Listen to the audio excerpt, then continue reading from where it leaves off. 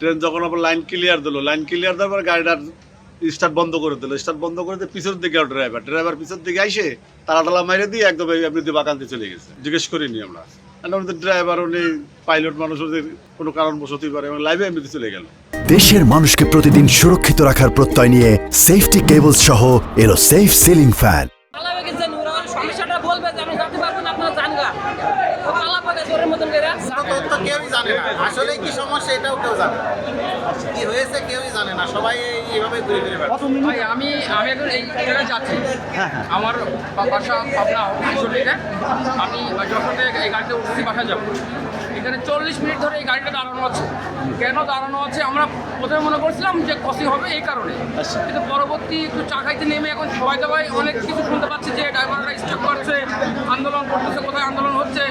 আসলে এই যে আমরা যে যাচ্ছি, যে এই যে ভোগান্তি হচ্ছে, শুধু আমি না, দেখেন আপনি এখানে হাজার হাজার যাত্রী আছে, কিন্তু এই যাত্রীগুলোর এই যে হয়রানি হচ্ছে এর জবাবদিহিতা কে দেবে আমাদের?